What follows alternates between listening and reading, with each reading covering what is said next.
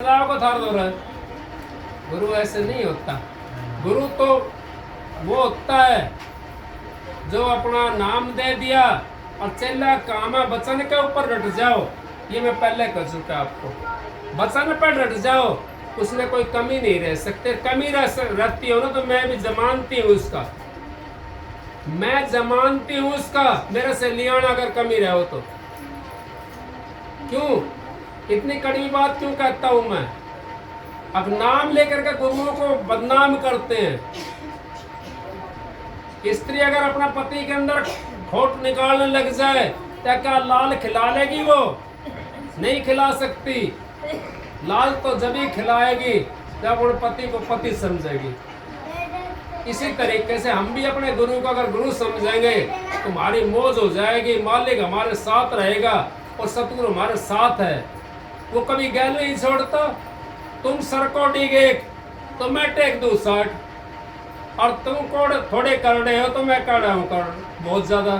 मैं बज्जर की लाट, तो थोड़ा सा कड़ा हो जाता है इंसान तो बज्जर की लाट की तरह फिर बन जाते हैं वो भी, क्योंकि वो उधर चलते हैं जो उनसे प्यार करता है। प्यार हमने ये नहीं करना है कि हमने कोड़ी भर के उनको प्यार करना है या उनको हलवा खिलाना है। नहीं, प्यार कई किस्म का होता है। आत्मिक प्यार होता है। मेरे गुरु से बढ़कर के कोई भी गुरु नहीं है।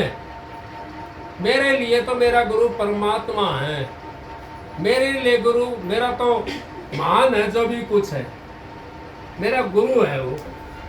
लेकिन हम जब तो काम कर लेंगे और नाम ले करके गुरु भाई ये तो करना रहा, छोड़ दो भाई, इसने छोड़ दो, इसने कितना करेंगे हम गुरु, कितना ना छोड़ेंगे। हाँ, महाराज जी कहते थे जी जाते सत्संग के अंदर, तो महाराज जी कहते थे बेबे हर फलानी जगह जाओ। महाराज जी कभी मना नहीं करे सत्संग में जाओ, उसका मत न जाओ, उसका मत न जाओ। महाराज जी हमेशा कहते जाओ भाई जहाँ सत्संग हो रहा हो, कम से कम मधुमक्खी बनकर जाओ, वहाँ पर जाते जाओ। जब मधुमक्खी बनकर चले गए तो वहाँ से हम बिस्टे को नहीं ले आएंगे, हम शहद लेकर के आएंगे। बिस्टा तो वो लेकर आते हैं जो बिस्टे के भरे हुए होते हैं, और जो वैसे होते हैं मधुमक्खी बनकर जा रहे हैं तो मधुमक्खी का बिस्टा के ऊपर बैठी देखी आपने? नहीं देखी। अब बिस्टा वाली मक्खी कल शहद के ऊपर बैठी उड़ना देखा ही देगी आपने? वो तो बिस्टे के ऊपर जाके बैठते। इस तरीके से अगर हम चले गए वहां पर, महाराज जी कहते थे जाओ बेबे बहन जी जाओ तुम सत्संग में, और मेरे से कोई बढ़िया सत्संग देता हो ना तो मेरे को बताना, मैं भी चलूंगा तुम्हारे साथ। लेकिन कोई ऊपर का बताने वाला नहीं मिला। सत्संग की बात होती है ये। आप सत्संग सुन रहे हो अभी, ये सत्संग महाराज जी की बोझ से होता है और सब करवा नहीं सकते इसको। नहीं, करोड़पति है इस गांव के अंदर, करोड़पतियों से भी ज्यादा कई करोड़ रुपए के आदमी हैं यहाँ, लेकिन सत्संग नहीं करवा सकते वो। ये बेचारा करवा लेता है सत्संग। संत समागम हरि कथा तुलसी दुर्लभ दो, सुत दारुण लक्ष्मी घर पापी के भी हो। पापी के भी होते हैं ना, स्त्री और पैसा पापी के मिल जाएगा आपको, लेकिन संता का समागम नहीं मिल सकता आपको। ये हरि की कथा नहीं मिल सकती। क्यों कहो मेरे से ज्यादा कहने की ठीक नहीं है, क्योंकि वो लोग बाग अपने उसमें घटा लेते हैं, अच्छी बात नहीं है। तो इस करके मैं तो ये सोचता हूँ मालिक आपको भी खुश रखकर, भाई सारा संसार को खुश रखकर। मैं मालिक से ये दुआ करता हूँ मेरी जो ड्यूटी लगाई है उसको मैं निभाऊं। फिर क्या कहिए तीसरी कलीम भाई? जो तू नाचर नीक सी फिर घूंघट कैसा, घूंघट के पर खोल दे मत करे अंदर से। जो तू नाचर नीक सी, अब हमने नाम ले लिया, और नाम ले लिया हम तो नाचन तो निकट गया, नाम ले रहे हैं हम, फिर घूंघट किस बात का मारा? लेकिन हमने कोई राम राम वाला दिखाई दे जन चार आदमी, और हमारा कोई गुरु भाई हो तो उस तरह वो नहीं कर सका राधा स्वामी। शर्म मान लेंगा मुझसे, अगर राधा स्वामी कर दी तो हमारी हल्की हो जाएगी। नहीं, जब तुमने एक चीज का सहारा ले लिया फिर दूसरी चीजों को सोचते हो। जो तू नाचन निकसी तो फिर घूंघट कैसा, घूंघट का पट खोल दे मत कर अंदेशा, अंदेशा मत कर।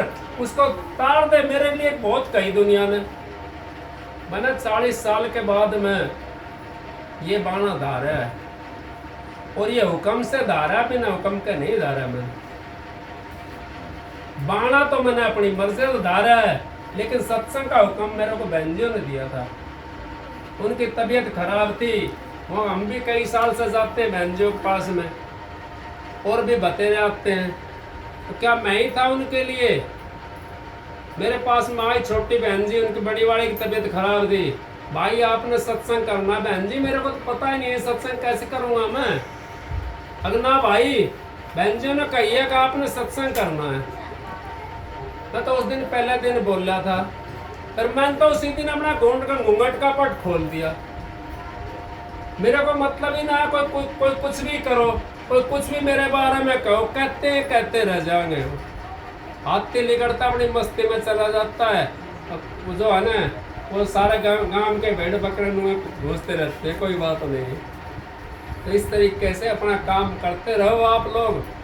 तो नाचन निकसी, फिर घूंघट कैसा, घूंघट का पट खोल दे मत करा देसा। फिर सत्संग को फैलाओ जितना फैलाना आपने। आप एक सत्संगी भी बना लिया तो आपने यूँ समझो कई लाखों गायों को पानी पिला दिया, एक सत्संगी। क्योंकि उसने उसकी आत्मा को आपने जगाया उस परमात्मा से मिलने के लिए। और 84 के अंदर वो आत्मा जारी, 84 के अंदर कितना बुरा खोटा करती, वो बहुत ज्यादा खोटा करती। वो 84 से बचा दिया उस आत्मा को आपने। तो इस करके आप ऐसा काम करा करो। और सत्संगी कोई भी हो आपस में, चाहे सत्संगी भी ना हो, लेकिन घर में फिर भी प्यार प्रेम से रहोगे आप, तो आपको कमी नहीं रह सकती। और प्यार प्रेम जिस घर के अंदर नहीं होता, ये महाराज जी का योग बता रहा हूँ मैं आपको, उस घर से लक्ष्मी निकल करके बाहर चली जाती है। और उसके अंदर कौन आ जाता है? उसके अंदर फिर दूसरे कूदने लग जाते हैं। इस करके आप लोग अपने माँ बाप की सेवा करो, भाई बंधु जो भी परिवार के अंदर रहते हैं, शांति से रहा करो। शांति से आप रहोगे तो मालिक आपको खुश रखेगा, क्योंकि शांति होगी वहाँ लक्ष्मी आ जाएगी। लक्ष्मी अशांति के अंदर नहीं रहती है, लक्ष्मी शांति के अंदर रहती है। जिस घर में 10 आदमी और 10 के अंदर शांति है, वहाँ तो अपना आप आती है लक्ष्मी, बुलाने की जरूरत थोड़ी है।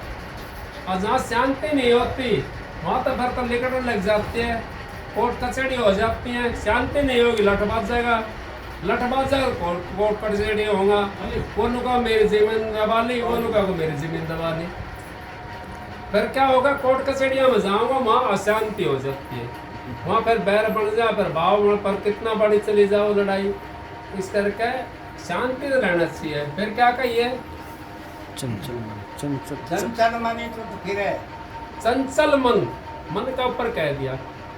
चंचल मन इतुत फिरे, पतिव्रत जनावे, और सेवा लागी आन की तो पिया कैसे पावे। हमारा ये मन जो है ना, इसमें मन के बारे में कहा महाराज जी ने, कि इस मन को तो सूखा लकड़ गाड़ करके उसके ऊपर चढ़ा दो। उस तेनू कह दो भाई तू इस पर चढ़ जा और उतर जा, इस पर चढ़ और उतर। जब ठाली होगा ना, जब इसके ऊपर चढ़ा दो, और जब ठाली ना हो तो अपना ध्यान पर लगा लो उसमें। चंचल मन तुत फिर है, जिस टाइम हम भजन में बैठते हैं उस टाइम ज्यादा निकल कर भागता है ये मन। आप राम का नाम लेने के लिए बैठ जाओ, मेरा फलाना काम हो जाए, जल्दी खड़ा हो ले, फलाना काम बिगड़ जाएगा। उससे पहले से 4 घंटे तक वैसी बात चल रही है, थोड़ा मन नहीं कहता अगले में हमने कोई काम होगा हमारा, हम उस काम में कर ले जाकर, क्योंकि उसमें तो फिर आनंद आता है उसको। मन को, मन हमारे को बुराइयों के अंदर मोटा होता है, हमारा मन बुराइयों के अंदर, और उस परमात्मा की भक्ति के अंदर मन बारीक हो जाएगा। और जब ये मन बारीक हो जाएगा तो अंतर वाले जो नाकू है, जिसको कहते हैं सुई का नाकू, उसके अंदर से फिर घुस जाएगा सुरत को लेकर के, सुरत को सवार कर लेगा ऊपर और अंदर में चला जाएगा। तो चंचल मन इतुत फिर है, पतिव्रत जनाव है। पतिव्रत कौन होती है आपने पता है? आप तो कितना माता बहन बैठे हैं, पतिव्रत वो होती है जो अपने पति का कहना मानती है, और जो पति का कहना नहीं मानती, क्या उसको आप पतिव्रता कह दोगे? या दूसरे की सहज पे चली जाए उसको पतिव्रता कह दोगे आप? नहीं कह सकते, क्योंकि उसने तो ना तो पति का हुक्म माना, ना पति की सहज पे रही। इस करके कहिए पतिव्रत जनाब है जो उस मालिक का रस लेने वाला, जो नाम का वो रस लेने वाला है, वो उस घर में फिर वो बताता है पतिव्रत जनाब है इस बात को, तो बाकी नहीं जाना सकता कोई भी। अब पतिव्रती वही है जो मालिक का नाम को आगे लेकर चलता है, जो अपने पति के सिवा दूसरे को नहीं समझता, अपने पति के सिवा जो कंचन और से कोई कोडी हो। पति तो पति होता है, गुरु तो गुरु होता है, कंचन और से कोडी हो, कैसा भी हो, पतिव्रत जनाव है। सेवा लागी आन की तो फिर मालिक कैसे पावे? हमारा मन तो बाहर बाज रहा लेकर लेकर करके, इस चोले के अंदर वो रोके नहीं रहे मन को। कबीर साहब ने क्या कह दिया? मन जाए तो जान दे, क्या कह रहा? शरीर को गह करके रखना। हम जब भजन पर बैठ गए तो मन तो लेकर के भाग जाएगा, लेकिन शरीर को मत ले जाओ भगा करके। मन जाए तो जान दे, गह कर रख शरीर, बिना चिल्ले चढ़ाए कमान का कैसे लागे तीर। बिना चिल्ले चढ़ाए कमान का, कमान एक साइड में पड़ा है और तीर एक साइड में पड़ा है, कहाँ निशाना लगाएंगे? हम नहीं लगा सकते निशाना। इस करके संत महात्मा ने कितनी बात कही है। फिर कहिए जब तक मन सांस नहीं तब तक लगती देर, और जब इस मन के ऊपर सच्चाई नहीं है जब तक देर लगती है। और हम तो सच्चाई को तो दबा देते हैं और झूठ को इस मन के ऊपर रख लेते हैं। मन के ऊपर झूठ चढ़ा दिए, हमारे को झूठ के अंदर ले जाएगा, सच्चाई के अंदर आपको बाढ़ नहीं सकता। वो कौन नहीं बाढ़ सकता? अब ये तो गुलाम बना लिया जीव इसने, मन ने। मन के कहे हम खाते हैं, मन के कहे हम पीते हैं, मन के कहे हम सोते हैं, मन के कहे हम जाते हैं कहीं बाहर भीतर। इसने गुलाम बना लिया हमारे को। कबीर साहब ने कह दिया तेरी नगरी में 5 नहीं थे, नगरी थी गुलजार। इन 500 को खबर पड़ी तेरा दिन है शहर उजाड़। सबसे पहले मन प्रकट होता है शरीर के अंदर। जब तक मन नहीं रहता ना तब तक बच्चा रहता है। और बच्चे को सांप पकड़ लो, चाहे हाथी ने पकड़ लो, चाहे आग ने पकड़ लो, उसको कोई ज्ञान नहीं रहता, नहीं रहता ना। और जब मन प्रकट होगा उसके अंदर तो ये दिखाई देगा ये मेरा है, ये मीठी चीज़ है, कड़वी चीज़ है। मन प्रकट हो जाएगा, फिर काम हो जाएगा, फिर क्रोध हो जाएगा, फिर मोह हो जाएगा, फिर लोभ हो जाएगा। ऐसे करके सारे 5 हो गए, 5 प्रकट हो गए। हमारा शहर सारा उजड़ जाए, 5 सारा शहर ने उजाड़ दे। ये 5 भूत इतना कड़ा है, ये सारा शहर ने उजाड़ दे। इतना शहर ने उजाड़ा है, ये अकत आग दे दे शहर का। मैं भक्ति करण का नहीं है जीव, ये मौका मिला हमने। इन 500 के ऊपर काबू करके देखो आप, मरते नहीं है ये मारने से, ये मोड़ने पड़ते हैं। जैसे आँच का ऊपर आपने पानी डाल दिया तो अग्नि थी, और पानी डाल दिया तो ठंडक हो गई, इसमें आँच तो बुझ गई। लेकिन थी तो आँच है, वो बुझाई ना, मरी तो कौन, लेकिन बुझ गई वो। आँच तो मरती नहीं कभी, ये भी इस तरीके से मरते नहीं है। लेकिन हमने ये 5 जब मिला तो 500 ने हमारा शहर उजाड़ दिया। कबीर साहब ने यहाँ कह दिया, या घट भीतर बन और बस्ती, याई में झाड़ पवाड़ा, अब दो अंध दो न दियारा, अब दो अंध दो न दियारा। और इसी के भीतर लगा बाजारा, और इसी में परखण आ रहा, परखण वाला भी इसी के अंदर बैठा हुआ है, और इसमें बाजार लगा हुआ है। एक माता जी अपना बेटा लेकर बाजार में चली गई, मेला के अंदर बेटे की आंगली छूट गई। पहले तो बहुत राजी हो रहा था कि मेला देख रहा था, नई नई चीजें देख रहा था, बड़ा राजी था, जब तक आंगली पकड़ रखी थी उसने, और छूट गई। तो रोने लगा वो, रोने लगा। माँ बिछड़ गई, इतना मेला था ना वो, तो माँ बिछड़ गई। अब वो रो भाई के बात हुई, अब मेरी माँ नहीं है, इतना कितना मेला लग रहा है सारा, ये माँ बाप ये भाई वो माँ नहीं है मेरी, मैं तो माँ के लिए रो रहा हूँ। अके इतनी सामान रहा, पहले कैसा था भाई तू, अब मैंने माँ के आंगली पकड़ रखे थे और सारा सामान देखना मैं बड़ा राजी था। तो हमारी माँ से आंगली छुटी, उस माँ की आंगली पकड़नी है हमने जा करके। जब माँ की आंगली पकड़ लेंगे तो सारा बाजार में देखता हुआ चला जाएगा, बड़ा राजी होगा हम। और हमारे को इतना माँ की आंगली नहीं है पकड़े रखे ना, हमारे पास कुछ भी हो जाए हम दुखी रहेंगे। नानक दुखिया सब संसारा, सुखिया केवल नाम आधारा।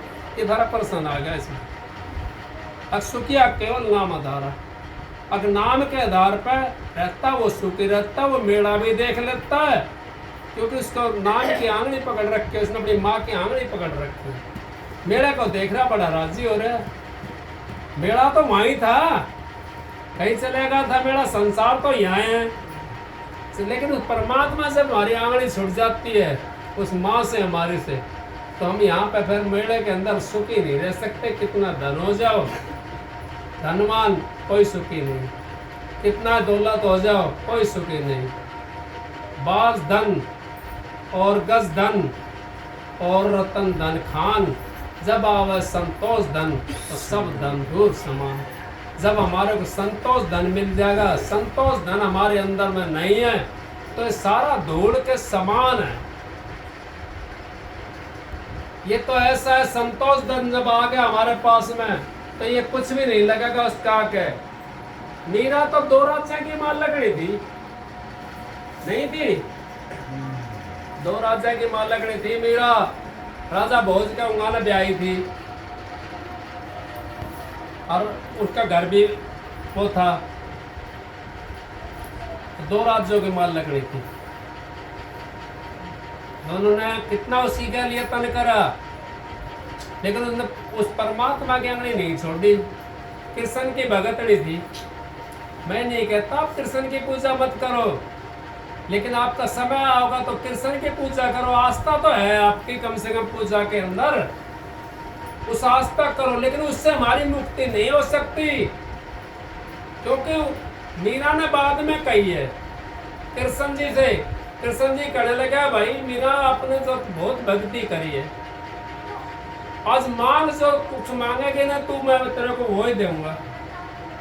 मीरा कहने लगी अब महाराज मेरे को तो किसी चीज की जरूरत नहीं है, मेरे को मुक्ति की जरूरत है, मुझे तो मुक्ति चाहिए। क्योंकि राज की माल लकड़ी थी, तो राज पर हीरा जवाहरात ठोकर मार रखी थी उसने, तो राज की माल लकड़ी थी वो। मेरे को कोई जरूरत नहीं, मैं तो 2 राज्य की माल लकड़ी हूँ, तो मुक्ति चाहिए। कृष्ण जी क्या कहने लगे, आप गीता पढ़ते हो लेकिन उसके अंदर सार नहीं लाते। कृष्ण जी कहने लगे मेरा मुक्ति मेरे पास में नहीं है, अब फिर कहाँ मिलेगी? आकाश का जो संत है वो रैदास है, रैदास के पास में जाओ। और जाति का वो दूसरा था, जाति का नाम तो नहीं लेना चाहिए, तो दूसरी जाति से था। अब रैदास के पास में चली गई मीरा और नाम लिया उसने वहां से जा करके। तो काशी के जो थे विद्वान वो मीरा से नाराज हो गए, क्योंकि वो तो छत्रधारी थे ना, वो मीरा से नाराज हो गए। मीरा कहने लगी महाराज मैं तो ब्रह्मभोज कराना चाहती हूँ इनको, विद्वानों को। अब कराओ मीरा, कोई बात नहीं। अब ब्रह्मभोज के लिए गई मीरा, तो उन्होंने एक बात पर रखा प्रसन्न, अब मीरा हम तेरा जीवने के लिए आ जाएंगे, लेकिन तुम्हारा गुरु नहीं होना चाहिए वहां पर। मीरा उल्टी आ गई, फिर गुरु के पास में गई। महाराज मेरे पास तो ब्रह्मभोज करने के लिए नहीं आते वो, उन तो एक शर्त रख दी। अब कौन सी शर्त रख दी? अब आप नहीं जाओगे तो वहां पे जो है वो आ जाएंगे। मैं बोला ठीक है मीरा, मैं नहीं जाऊंगा। संत तो संत होते हैं जिनके हम शिक्षा मानते हैं, जिनके शिक्षा पर इशारे पे चलते हैं, अपना जीवन को पार कर लेते हैं, हमारा जीवन पार भी हो जाता है, हमारी 84 कट जाती है। आप देखते होंगे कितनी बुरी बुरी योनियां हमारे इसी के अंदर यहाँ पे कीड़े मकोड़े खाते हैं। हमारे को तो ऐसी जगह जन्म मिल रहा है, यहाँ पे अन्न खाने को मिल रहा है।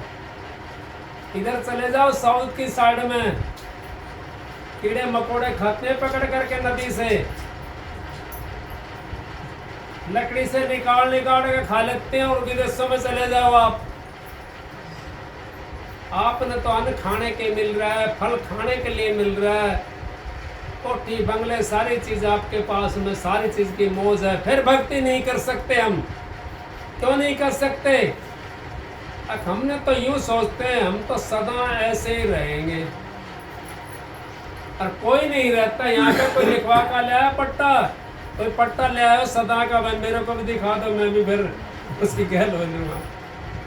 सदा का पट्टा किसी के पास में नहीं है। चली गई मीरा, कहने लगी महाराज ये खेल रच दिया उन्होंने तो मेरी गहल, ये शर्त रख दी। अब क्या शर्त रखी? आप नहीं जाओगे तो वो आएंगे जीवने के लिए, नहीं तो जीवने के लिए फिर हम भोज करने के लिए नहीं आएंगे। मीरा से कहने लगा ठीक है मेरा बेटी, आप जाओ अपना ब्रह्म भोज कराओ उनको, मैं नहीं आऊँगा। अब ब्रह्म भोज कराने के लिए सारे बुला लिए हुए विद्वान, सबकी थालियों के अंदर प्रसाद डाल दिया। तो पहले हमारे भी यहाँ पंगत जब लगती थी तो इसी तरीके से लगती थी, और सारी थालियों के अंदर प्रसाद डल जाता था, या कोई जिम्मेवार वैसी होती थी उसमें साड़ियों के पास में आ जाता था। जब एक दूसरे को कहकर भाई खा लो भाई, एक कह देता भाई जिम लो भाई, तो सारा जिमने लग जाते थे। सारी थालियों के अंदर प्रसाद डाल गया तो हर एक थाली के ऊपर रैदास बैठ गया। कोई भी थाली ऐसी खाली नहीं थी जिसके पास में रैदास नहीं था। अब वो उसका मूड इन देखा, वो उसका मूड इन देखा, क्या बात पे खाओ क्यों ना? अब बतावे कोई नहीं, अगर रैदास बैठा है। बाद में बताई तो बोला मेरा इतना हटा लो यहाँ से, इतना हटा लो यहाँ से। तो सारी थालियों को पर रैदास बैठा गया। फिर भी आप नहीं समझ पाए इन बातों को। संत हमेशा हाजिर होता है, संत कभी छोड़ करके नहीं जाता। संत अगर छोड़कर चलेगा तो ये समझो परमात्मा परले हो जाएगी उसी दिन। जिस दिन संत चलेगा यहाँ से सृष्टि से, उसी दिन परला हो जाएगी। सबने ब्रह्म भोज कर लिया, रैदास अपने उनसे हट गया तो विनती कर ली। संत बड़े वो होते हैं, संत तो बड़े परमार्थी होते हैं, उनसे शीतल सा से कोई भी हम चीज मांगते हैं हमारे को जब हाजिर कर देते हैं। हम मरोड़ से मांगेंगे तो हमारे को नहीं मिलेगी, हम तो शीतल सा से मांगेंगे हमारे को मिल जाएगी। तो इस करके संतों के हम शरण में चले गए, उन्होंने ब्रह्म भोज करा, ब्रह्म भोज करके चले गए। मीरा का जब पता पड़ा भाई मीरा तेरा गुरु तो पूरा, पूर्ण की पहचान होगी तो तेरा गुरु तो पूर्ण है। सबकी तालियों को पर बैठे दिखाई दे रहे तो तेरा गुरु तो पूर्ण है, पूर्ण ही है, वो कर सकता है काम। अधूर इन जैव कतरों से इनसे नहीं होगी मुक्ति। आप मैं कह देता हूँ थोड़ी सी वैसी बात हो जाती है, मैं तो हाथ जोड़ता हूँ भाई किसी को गलत लगी हो तो अपना जेब काटना छोड़ दियो। अच्छी बात तो ये है, जेब काटना छोड़ दिया, परमात्मा की तरफ न चलिए। तो मालिक करता है जो करता है। फिर क्या कहिए भाई, चौथी कली में पिया को खोजत ब्रह्म थके, पिया को खोजत ब्रह्मा थके, सो नर मुनि देवा, कह कबीर विचार कह कर सतगुरु सेवा। पिया खोजत ब्रह्मा चले, सुर नर मुनि देवा, कह कबीर विचार के कर सतगुरु सेवा। ब्रह्मा भी चले गया पिया की खोजन के लिए, और सुर नर जितना सुर नर मुनि देवा, देवा भी बहुत लग गया पिया खोजन के लिए। फिर भी कह दिया गुरु के बिना नहीं मिल सकता परमात्मा, कह कबीर विचार कर सतगुरु सेवा। और सतगुरु के चरणों की सेवा कौन सी है? अब उनके ऊपर जो नाम लेकर के आ जाते हैं, नाम लिया जिन्हें सब किया, योग यज्ञ अभ्यास तीर्थ व्रत परशुराम सभी नाम की लार। अब तीर्थ व्रत सब नाम की लार में आ जाते हैं, जिसके लिए हम भागे जाते हैं, आज यहाँ जाएंगे, आज यहाँ जाएंगे। आपने नाम ले लिया, घटगंगा में नहा ले, बहती है धार सरासर, वो तो सरासर बहने लग रही है, वो कभी बंद नहीं होती, ये तो सूख भी जाएगी, लेकिन वो नहीं सूख सकती। वो तो जब तक हम रहेंगे, जब तक वो धार तो मारेंगे तो बहती रहेगी। उस धार के अंदर नहाना, घटगंगा में नहा ले, बहती है धार सरासर। उस धार के लिए हमने काम करना है। उस धार के अंदर हम मिल गए तो हम परमात्मा के देश में पहुंच गए। उसी धार के अंदर हमने जाना है। उसी मालिक का जो जीव था, उस मालिक से मिल गया तो हमारी मुक्ति हो जाएगी। मुक्ति मुक्ति है नहीं, मुक्ति खांडे की धार। और मुक्ति जी चाहे मुक्ति को तो कर संतों से प्यार। अगर आपको मुक्ति को चाहता है तो संतों को दुदकारो मत। संतों से शिक्षा लेकर के, उनसे नाम लेकर के, उनके बताए हुए साधन के ऊपर आप चलोगे तो आपका उद्धार हो जाएगा। आपका नहीं, 101 पीढ़ी उतर जाती है। जिस घर के अंदर शब्द खोल लेता है इंसान, उसके 101 पीढ़ी उतर जाती हैं। कैसे उतरती हैं? भागीरथ ने तप करा था ना, करा था भागीरथ ने तप, और 60,000 से उसका दादा वे था, दादा बाबा, तीसरी चौथी पीढ़ी में पैदा हुआ था भागीरथ। और इतना तप करा, उसने गंगा जी ले आया, तप करके शिव जी से मांगी गंगा जी उसने, और शिव जी ने कह दिया ठीक है भाई ये ले जा। कमंडल के अंदर ले आया, गाल करके गंगा जी को ला कर दिखाओ ना कौन सा ऐसा तपेश्वरी है। लिया देखो गंगा जी ने, और शिव जी कमंडल में लिया भागीरथ। इतना तप करा उसने, शिव जी ने कह दिया ये दे रहा हूं मैं, लेकिन इसने तुरंत टेक दिया ना रास्ते के अंदर, जहां भी ये वहीं से निकल के चल पड़ेगी। अब वो कहाँ आकर के उसने भाई बात कई दिन का चला हुआ था, हिमालय के अंदर तप करा था उसने जा करके, बाथरूम लगाया, हार गया, वो बैठ गया, कमंडल गलती से नीचे टिक गया उसका। अब वहां से निकल के चल दी, और ये वचन दे दिया शिव जी ने, एक वचन और देता हूँ, तो शिव जी को तो पता था सारा, आखिर टेकेगा जरूर, और टेकेगा ये वहीं से चालू हो जाएगी धार, उसको पता था। आगे एक वचन दे दिया, तो इसका आगे आगे हो लिए, तेरे पीछे पीछे हो जाएगी, जिधर तू जाएगा उधर ही चली जाएगी। तो उन्हीं रास्तों के अंदर से वो निकलता हुआ आया, फिर जिससे गया था वहीं के वो गंगा जी पीछे पीछे आ गई। अयोध्या के अंदर अवधपुरी में आकर के उसने पूर्ण रूप धारण करा। वहां पे जो थी वो उनकी वो राख पड़ी थी, वो सारी गंगा ने बहाई है वहां पर आकर के, 60,000 सगड़ के देखो, लेकिन मुक्ति नहीं मिली थी उनको। क्यों? मुक्ति तो बिना भक्ति का नहीं मिल सकती, बिना सतगुरु का मुक्ति नहीं मिल सकती। मुक्ति तो ऊंचा दूसरा व्यवहार है, और मुक्ति कोई दूर नहीं है। मुक्ति तो आपके पास में, ना तो जंगल में ढूंढने की जरूरत, ना कहीं पहाड़ों में जाने की जरूरत, ना किसी कहीं जा करके और वो करने की जरूरत, तो आपके पास में यहाँ घर में बैठ करके अपनी इसको ले करके मालिक से नाम और अपनी सूरत को हमने ऊपर ले जाना, और धाम के अंदर ले जाना। मुक्ति हमारे अंदर में है। इसी तरीके से हम वहाँ पहुँच सकते हैं, और इसी तरीके से संत महात्मा बताते हैं, वो मुक्ति के अंदर जीव चला जाता है। सत्संग की आधी घड़ी तब का बरस हजार, फिर भी नहीं बराबर संतन के विचार। एक आपको सबक सुनाता हूँ, आप सब